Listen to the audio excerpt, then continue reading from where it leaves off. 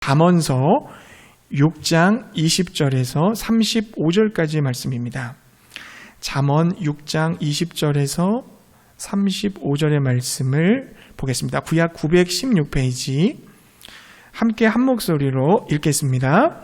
내 아들아, 내 아비의 명령을 지키며 내 어미의 법을 떠나지 말고 그것을 항상 내 마음에 새기며 내 목에 매라. 그것이 내가 다닐 때에 너를 인도하며 내가 잘 때에 너를 보호하며 내가 깰 때에 너와 더불어 말하리니 대저 명령은 등불이요 법은 빛이요 훈계의 책망은 곧 생명의 길이라.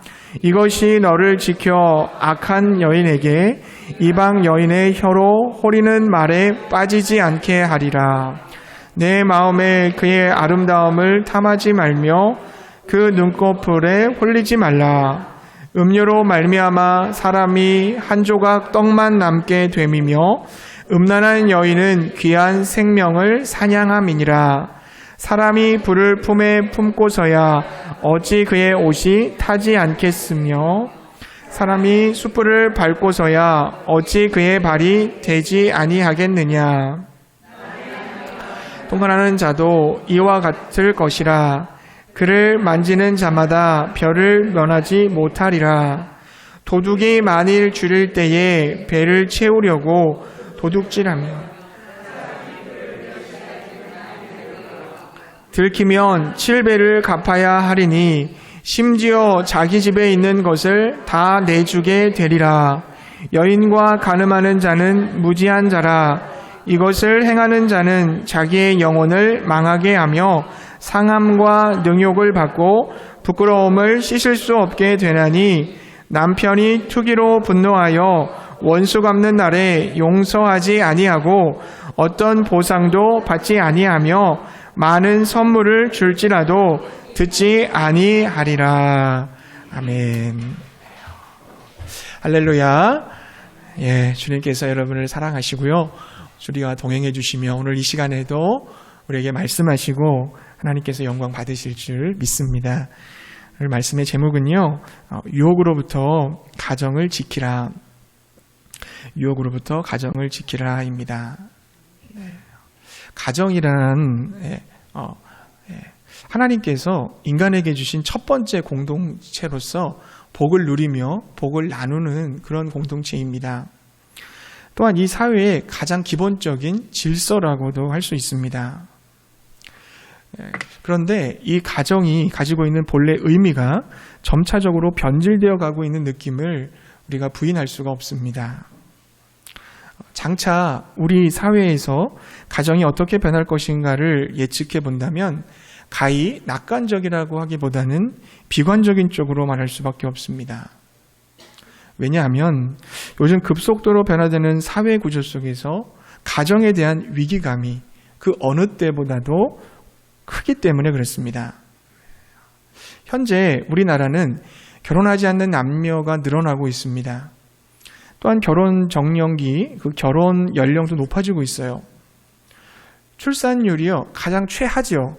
전 세계로 따져봤을 때 출산율이 1.1명으로 최하위를 기록하고 있습니다. 우리나라가 OECD 국가 중에서 이혼율 1위예요.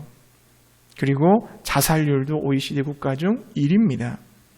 특히 청소년, 청장년, 노년들의 자살률이 굉장히 증가하고 있는 추세입니다. 게다가 가정 안에서는요, 수많은 범죄들이 일어나고 있어요. 자녀 학대 및 유기, 노인 학대, 부부폭력, 근친상간, 성추행과 성폭력, 존속폭력, 존속살해 등등 구체적인 통계를 다 말하지 않는다 할지라도 최근에 우리나라 사회면에 여러분 기사를 읽어보세요. 가정과 관련된 기사들이 너무나 많이 기록되어 있습니다. 그 입양한 아기를 죽인 사건, 정인이라고 하나요? 그 아이 죽인 사건도 있었고 또 가정 안에서의 어떤 폭력과 죽임의 사건들이 계속 많아지고 있지 않습니까? 이 모든 것들은 무엇을 말해주는 거예요? 대한민국의 가정이 무너지고 있다는 것입니다. 가정이 붕괴되어지고 있다는 것입니다. 엘빈 토플러의 책 미래의 충격에서 가족이 파괴될 것이라고 예측을 했어요. 미래 사회는 초산업 시대가 되어서 생명공학이나 생식, 생물학이 발달한다고 합니다. 뿐만 아니라 무슨 시리즈 결혼 그리고 실험 결혼과 같은 것이 성행을 하고요. 일부에서는 독신주의가 굉장히 팽배해지는 반면에 또 한쪽에서는 일부 다처제가 기승을 부릴 것이고 또 동성연애와 같은 것들이 공공연히 법적으로 공인되어지는 사회가 될 것이라고 기술했습니다. 그 책이 나온 뒤에 50년이라는 세월이 흘렀는데요. 그가 예측한 대로 그 기분 나쁜 사실들이 깜짝 놀랄 정도로 우리 눈앞에 현실로 다가오고 있습니다. 그리고 정신과 의사인 데이비드 쿠퍼는요, 1971년에 출간된 그의 저서 가정의 죽음에서 가정을 완전히 없애버려야 될 때가 되었다고 제안을 했습니다. 이제는 가정이 있을 필요가 없다는 주장이에요. 또 여러분, 페미니즘 저술가이고 활동가로 이름 말린 성의 정치학을 쓴 케이트 밀렛은요, 모든 가부장적 구조와 함께 가정은 없어져야 된다. 왜냐하면 가부장적 구조는 여성들을 억압했고 또 우리들을 폭력을 행사했기 때문에 그런 도구에 지나지 않았기 때문이다라고 강조했습니다. 자, 이들의 주장처럼 가정은 지금 해체되고 있습니다. 와해되고 있어요. 이혼은 여러분 어떤 이유로든 지금 쉽게 성립이 됩니다. 이혼하는 게 그렇게 어렵지 않아요. 그리고 혼인신고를 하지 않은 동거 커플을요, 제도권 밖에 있는 가족이라고 칭하면서 그들에게도 복지 혜택을 줘야 된다라고 하는 것이 그것에 대한 요구가 생겼어요. 결혼하지 않고 동거하며 산다 할지라도 그것을 나라에서 보장을 해줘야 된다는 것입니다. 여러분 여성 연예인 중에 사유리라고 여러분 아시죠? 그 여성이 어떻게 했습니까? 결혼하지 않고 체외 수정을 통해서 아기를 낳았어요. 그렇게 할 수 있다, 그렇게 해야 된다라고 주장하는 사람들이 지금 많아지고 있습니다. 동성 간의 결혼도 인권이라는 명목하에 승인해줘야 된다는 주장하는 사람들이 얼마나 많은지 몰라요. 여러분, 만약에 그렇게 태어난 아이들이 있다라고 한다면 그 아이들은 어떻게 될까요? 그들 역시도 정상적인 가정을 가지기 매우 어렵습니다. 태어났는데 아빠나 엄마가 없어요. 태어났는데 아빠가 둘이에요. 엄마가 둘이에요. 이런 상황 속에서 놓여져 있는 아기라면 어떻게 정상적인 가정을 꾸려갈 수가 있겠어요? 그렇게 가정은 파괴되어져 가는 것입니다. 여러분, 왜 이처럼 가정이 와해되고 있는 걸까요? 가정이 무너지고 있는 이유는 무엇입니까? 여러 가지 경제적, 사회적, 문화적 요인들이 있을 수 있겠지만 그 근본 원인은 바로 죄 때문이라는 것입니다. 하나님께서 하나님의 형상을 따라 사람을 창조하셨는데요. 남자와 여자를 창조하셨어요.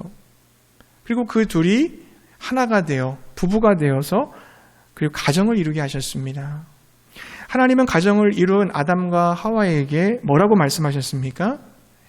창세기 1장 28절의 말씀 보면 이렇게 돼 있어요.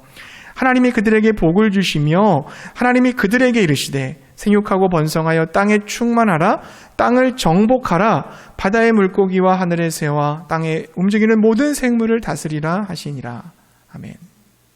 하나님이 그들에게 복을 주셨습니다. 자, 복을 주시면서 생육하고 번성해서 땅에 충만하고 모든 피조물들을 다스리라고 말씀하셨어요. 이게 무슨 뜻이냐면 하나님은 가정을 통해서 하나님의 복이 온 세상에 흘러가기를 기대하셨다는 것입니다. 하나님을 경외하고 하나님을 사랑하는 그런 가정이 세대와 세대를 거쳐서 그리고 지역과 나라와 열방으로 계속해서 확장해 나갈 것을 소망하셨다는 것입니다. 그러나 여러분, 이러한 거룩한 가정을 깨뜨린 것이 있었어요. 그것이 뭡니까? 바로 죄였습니다. 뱀으로 가장한 사탄이 아담과 하와에게 다가와 선악을 알게 하는 나무 열매를 먹도록 유혹했어요. 그 열매를 먹으면 눈이 밝아져 선악을 분별하게 되고 하나님처럼 될 수 있다라고 하는 그 게임에 넘어가가지고 아담과 하와는 그 열매를 먹었습니다. 자신이 하나님처럼 될 수 있다라고 하는 교만, 하나님에 대한 불신앙과 불순종, 이것이 바로 죄의 뿌리다.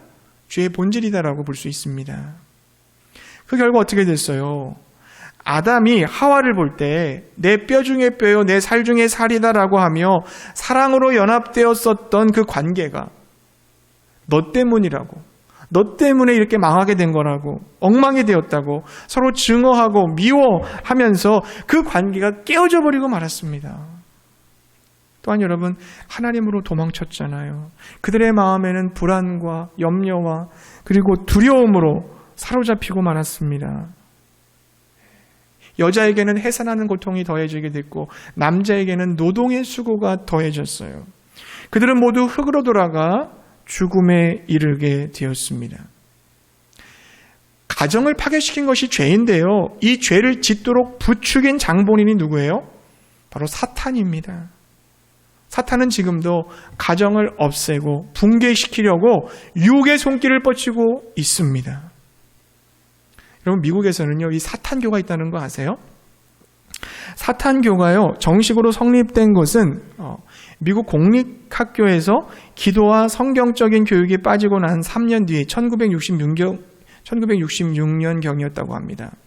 안톤 샤도르 리베이라고 하는 사람이 캘리포니아에서 사탄교회를 설립하면서 사탄교가 시작되었어요. 사탄교가 말하고 하는 신앙과 철학이 뭔지 아세요? 개인주의, 쾌락주의, 세속주의, 자기중심주의, 자신을 신격화하고 우상화하는 5가지 핵심 가치관이에요. 개인주의, 쾌락주의, 세속주의, 자기중심주의, 자기우상화와 신격화. 여러분, 이것이 지금 세상이 따라가고 있는 가치관 아닙니까? 세상이 깊이 뿌리박고 있는 가치관들이잖아요. 너무나 비슷하잖아요. 우리에게도 10계명이 있는 것처럼 사탄교회는 9계명이 있다고 그래요. 몇 가지만 살펴보면요, 이렇게 돼 있습니다. 첫 번째는 눈에 보이는 것으로 생존하고 보이지 않는 영적 세계에 관심을 두지 말라. 탐닉을 추구하라, 이렇게 돼 있어요. 둘째, 사탄은 자격 있는 사람에게는 친절해도 불필요한 사람에게는 사랑을 낭비하지 않는다. 셋째, 한쪽 뺨을 맞으면 다른 쪽을 내주는 게 아니라 확실하게 복수해 준다.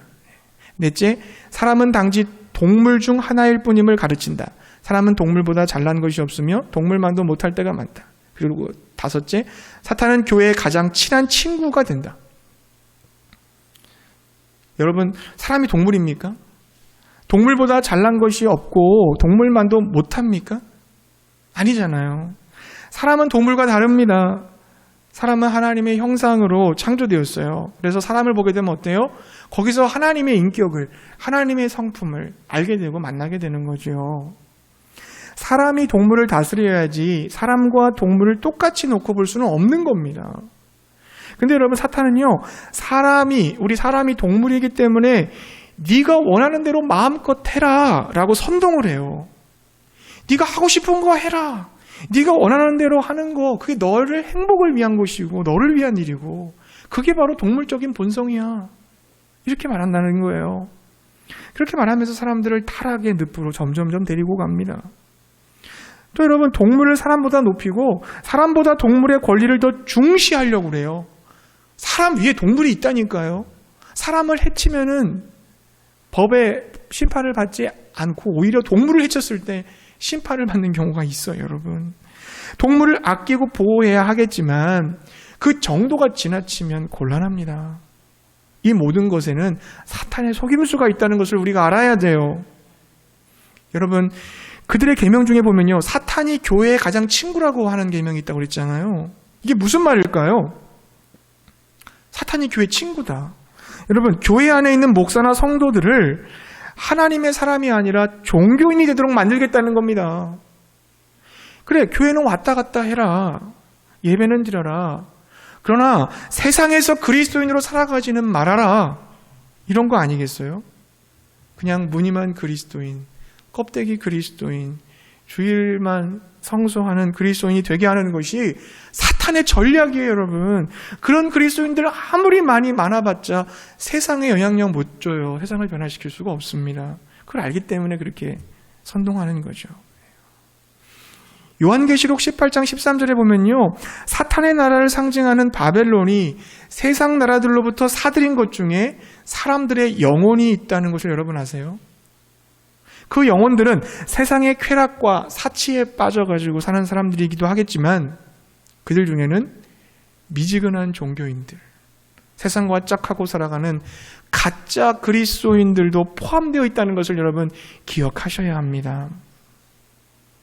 오늘 본문 말씀도 보면 음료를 통한 사탄의 유혹에 넘어가지 말아야 함을 지혜자인 아버지와 어머니가 그 자녀에게 교훈해 주고 있어요.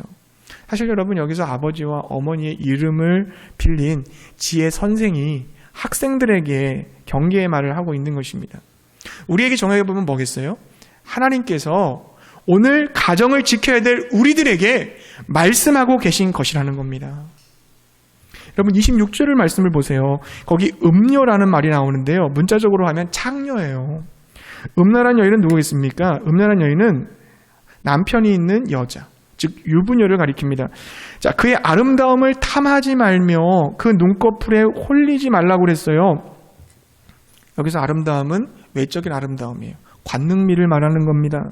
그녀의 반짝이는 눈빛이 너를 사로잡지 않게 하라. 달콤한 말로 유혹하는 말에 넘어가지 말라는 거죠. 그 유혹에 넘어가면 어떻게 돼요? 26절 말씀에 가보니까 이렇게 되었어요. 음료로 말미암아 사람이 한 조각 떡만 남게 됨이며 음란한 여인은 귀한 생명을 사냥함이니라. 이게 무슨 말씀입니까? 음료의 유혹에 넘어간 사람은 재산을 탕진하게 된다. 그에게 빵 한 조각만 남게 되고 유부녀와 가늠한 자는 귀한 생명을 잃어버리고 만다는 겁니다. 성적인 유혹에 넘어가면 모든 것을 다 잃어버리고 하나님과의 관계도 단절되고 그에게 남은 것은 멸망뿐이다. 경고하고 있는 것입니다. 여러분 사람이 불을 뿜으면 옷이 타잖아요. 사람이 숯불을 밟으면 발이 데일 수밖에 없잖아요. 음행과 간음을 저지르게 되면 반드시 거기에 따른 대가가 멸망이 따르게 된다는 것입니다. 음행과 간음은 드러날 수밖에 없으며 결코 벌을 면치 못할 것입니다. 남의 물건을 훔치게 되면 배상해 주면 돼요. 그리고 용서해 줄 수도 있지만 순간적인 욕망을 이기지 못한 성적 부정의 대가는 매우 혹독할 것입니다. 인격과 영혼이 끝없이 추락하고 씻을 수 없는 상처와 수치와 불명예를 안고 그 어떤 배상으로도 그 사람의 배우자의 분노를 잠재울 수 없으며 그 정욕 하나 채우기 위해 모든 것을 잃어버리고 말 거예요. 나의 영혼은 물론이요 타인의 영혼과 가정을 파괴시키는 범죄가 간음입니다. 돌이킬 수도 회복할 수도 해결할 수도 없는 죄가 성적인 죄악이에요. 요즘 같은 시대에 바람 한번 피웠다고 목사님 무슨 큰일이나 나겠습니까? 요즘 배우자 위에 몰래 만나는 애인 한두 명 없는 사람이 어디 있습니까? 이렇게 생각하시는 분들이 혹시 계시나요? 여러분 그만큼 성경의 시대보다 오늘날의 사회가 더 타락했다는 것을 보여주는 거 아니겠어요? 만약 그런 아니란 생각을 하고 계시다면 그는 지금 영적으로 방심하고 있는 상태에 있는 겁니다. 영적인 방심은 뭐예요? 내 영혼이 잠을 자고 있다는 뜻이죠. 내 영혼이 졸고 있다는 겁니다. 쉽게 말해서 내 신앙이 미지근해졌다는 거예요. 신앙생활의 매력을 잃어버렸어요. 세상 맛에 세상 재미에 마음이 자꾸 끌린다는 뜻입니다. 그럼 어떻게 될까요? 점점 기도에는 멀어지는 거예요. 말씀과도 점점 멀어지는 거예요. 예수 믿는 사람과 교제도 점점 멀어져요. 뜸해져요. 그리고 하나님과 거리를 두고 싶다, 하나님과 좀 멀리 있고 싶다라고 하는 엉뚱한 마음을 갖게 되고 다른 데로 시선을 돌리게 됩니다. 거룩의 힘은 점점점 약해지고 육신의 정욕은 점점점 힘을 얻게 되는 거예요. 탐심이 강해져요. 무절제가 돼요.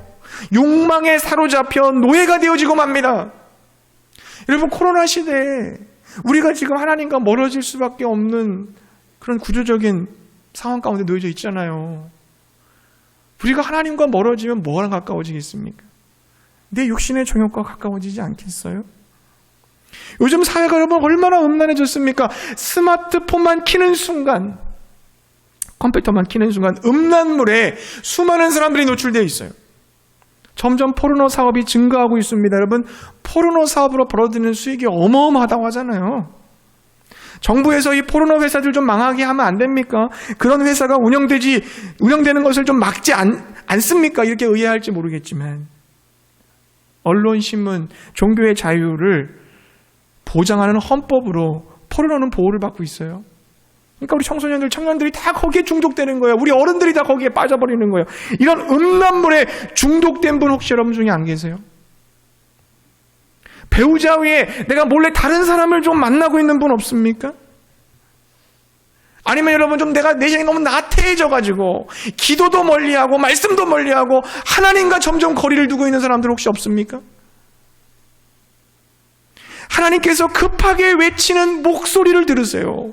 근신하라, 깨어라, 너희 대적 마귀가 우는 사자처럼 두루다니며 삼킬 자를 찾나니 너희는 믿음을 굳게 하여 그를 대적하라.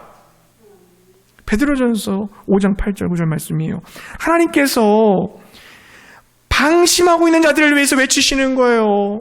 영적으로 잠자고 있는 사람들 향해 외치세요. 신앙의 즐거움을 못 느껴요. 그냥 미지근해요. 게을러요. 세상에 대해서 눈을 돌리고 있어요. 그런 자들에게 외치십니다. 깨어라, 정신 차려라, 마귀를 대적하라. 그 말씀인 줄로 믿습니다. 사탄의 유혹에 넘어간 결과 여러분 얼마나 비참해요. 하나님의 마음에 합한 그 다윗이요, 자신의 그 정욕에 무너져 버리고 말았잖아요. 전쟁하러 나가야 되는데, 기도해야 되는데, 말씀 봐야 되는데 안 하니까 게으름 피우다가 목욕하는 그 밧세바라는 여인 보고 음욕을 품고 간음을 저지르고 말았어요. 음녀만 있는 게 아니라 음남도 있어요. 남자나 여자나 다 이 유혹에서 자유로운 사람은 없어요.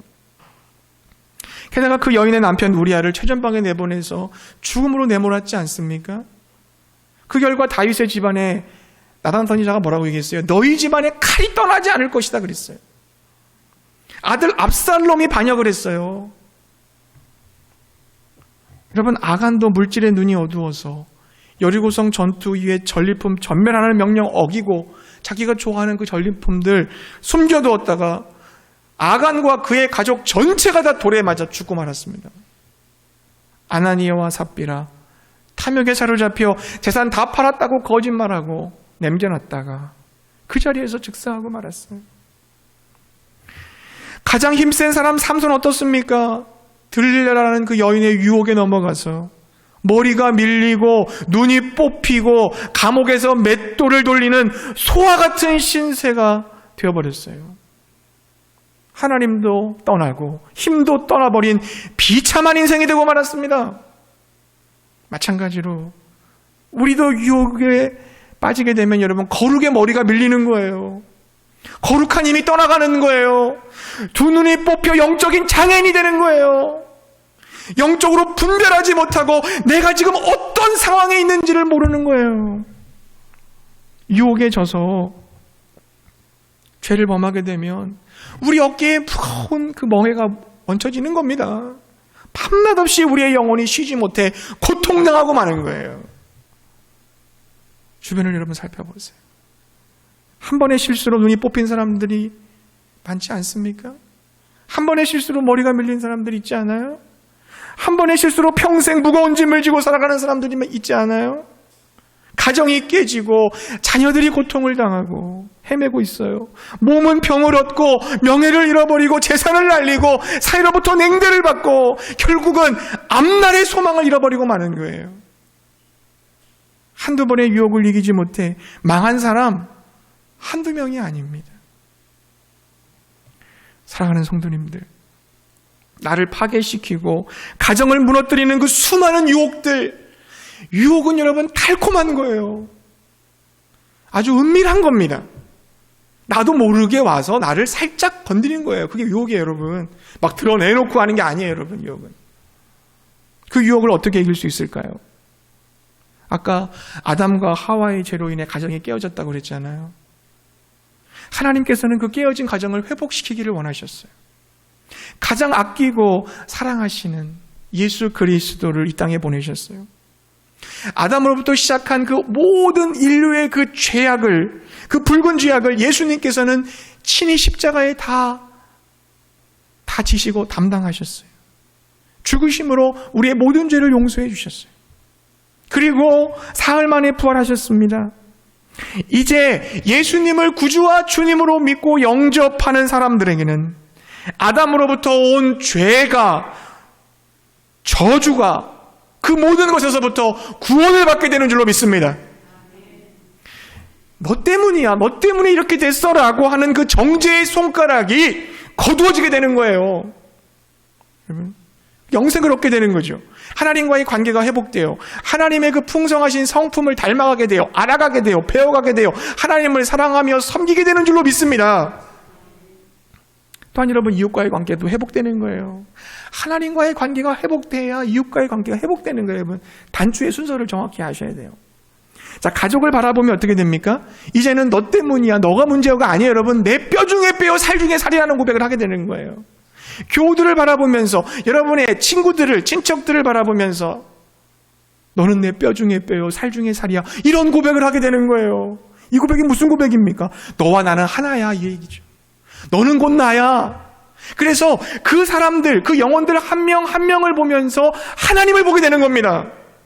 하나님의 형상으로 만들어진 존귀한 존재, 하나님을 드러내고 있는 반사체들, 아직은 하나님에 대해서 좀 부족하고 연약한 것들이 많이 있지만, 하지만 하나님의 사랑을 여전히 받고 있는 사람들로 보게 되는 거예요.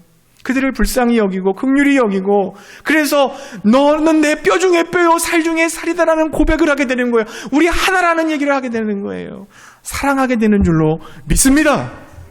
그게 여러분 영생이고 그게 구원이에요. 너 때문이야 해서 구원받는 거예요. 하나님으로부터 도망가는 데서 구원받는 거예요. 불안과 두려움에서 구원받는 거예요. 그게 예수 그리스도부터 오는 줄로 믿습니다. 내 자신을 이웃들에게 선물로 주는 거예요. 너를 통해서 내가 좀 복받아야겠다, 이게 아니라 너를 좀 이용하고 너를 좀 희생해서 내가 좀 행복해져야 되겠다, 이게 아니에요. 여러분, 구원은, 영생은 내가 희생하고 내 자신을 누군가에게 선물로 주는 거예요. 당신이 행복했으면 좋겠고, 당신이 만족했으면 좋겠고, 당신이 기뻤으면 좋겠어요. 이게 구원받은 사람의 모습인 거예요. 그런 회복이 일어날 줄로 믿습니다. 그러므로 여러분, 가정을 회복하는 길은 가정 안에 예수 그리스도께서 계셔야 되는 거예요. 예수님이 내 가정의 호주가 되어주셔야 됩니다. 주인이 되셔야 돼요. 가정의 중심에 예수님이 계실 때 깨어진 가정이 회복될 줄로 믿습니다. 그 어떤 것으로도 안 돼요, 여러분. 예수님이 그 가정의 주인 되셔야 돼요. 예수님이 그 가정을 다스리셔야 돼요. 하나님의 나라가 그 가정 안에 이루어져야 돼요. 그때에만 회복이 일어나고 악한 영의 권세를 이길 수 있는 줄 믿습니다. 예수님이 가정의 중심에 계시다는 그 의미를 잠언서는 뭐라고 표현했어요? 여호와를 경외하는 것이 지식의 근본이다. 모든 지혜와 지식의 뿌리가 뭐냐? 사람으로부터 여러분 처세술, 인간관계술 이런 거 배우려고 하지 마세요, 여러분. 거기 진짜 지혜가 없어요. 진정한 지혜는 이 세상을 창조하시고 다스리고 섭리하시는 하나님으로부터 오는 거예요. 그러니까 하나님을 경외하는 게 지혜의 근본이다, 이걸 얘기하는 거잖아요. 여러분, 여기서 하나님을 경외하는 거, 여호와를 경외하는 거는 뭘까요?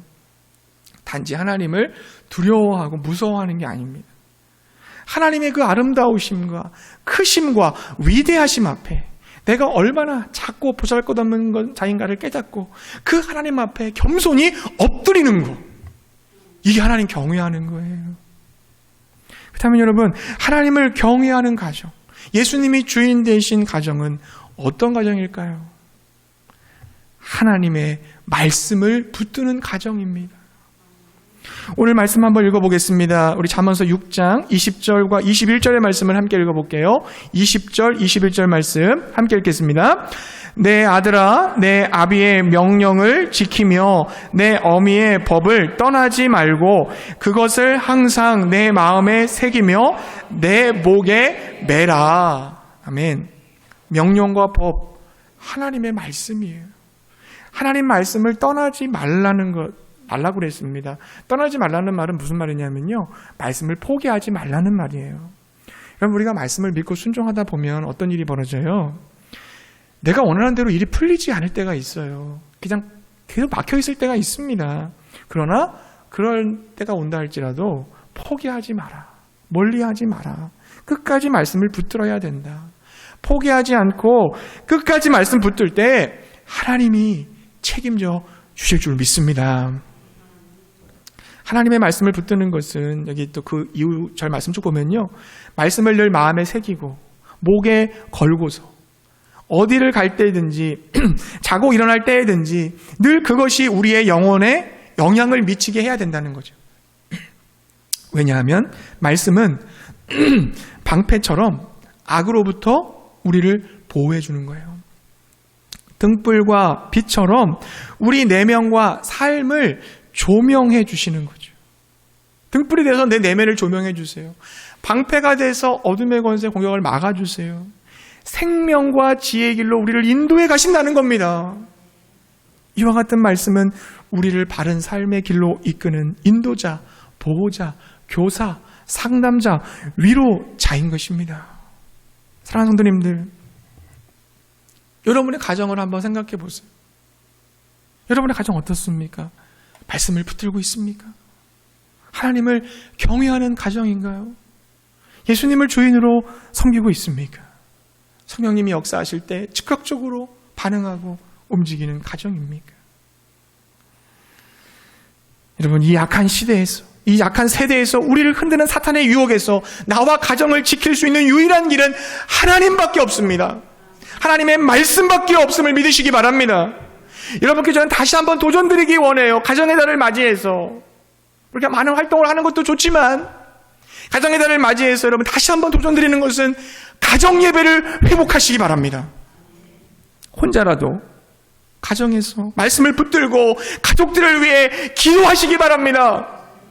그래야 가정이 회복될 수가 있어요. 내 자녀들이 살아날 수 있습니다. 저희 가정은 매주 화요일 날 저녁 8시쯤 가정 예배를 드리고 있어요. 찬양을 하고 제가 올린 그 밴드에 있는 그 가정 예배지를 가지고 가정 해설을 보면서 제가 인도를 합니다. 말씀을 나눠요. 우리 다 큐티했던 말씀이니까, 말씀 묵상했던 말씀이니까 충분히 나눌 수가 있어요. 그리고 서로에 대해서 결단하고 또 지난주에 나눴던 기도 제목을 다시 한번 점검해 봐요. 응답된 내용 O, 안 된 거 X, 중간은 세모. 제가 여기다 다 기록을 해놨습니다. 그래서 점검을 하고요. 또 새로운 기도 제목을 내면 다시 기록을 하고 그걸 또 기도를 해요. 그렇게 하면서 우리 가정에 예수님이 주인이신 것을 확인하고요. 서로를 위로하고 사랑하고 또 격려하는 시간을 갖습니다. 여러분, 같이 할 사람이 없으면 주님이 옆에 계시잖아요. 가정 안에. 성령님께서 함께 하시잖아요. 그 성령님과 함께 대화 나누시면서 성령님께 기도하세요. 주님, 저희 가정에 예수님이 계셔야 회복이 되고 이 음란한 세대에서 우리 자녀들을 지켜낼 수가 있는데 도와주십시오. 붙잡아 주십시오. 눈물로 주님께 기도하면 성령께서 그 가정 예배단을 쌓는 그 자리에 임재해 주실 줄 믿습니다. 어찌 하나님이 역사하지 않으시겠어요? 눈물로 기도하는 그 어머니의 기도, 아버지의 기도를 외면하시겠습니까? 하나님이 여러분을 살리시고 회복시켜 주실 줄 믿습니다. 그래서 여러분, 5월 가정의 달, 가정을 회복하고 가정을 지키기 위해 다시 가정재단을 쌓으시고 말씀을 붙드시기 바랍니다. 가정 예배를 회복하시기 바랍니다. 하나님께서 여러분의 가정을 보호하시고 축복하여 주실 줄 믿습니다.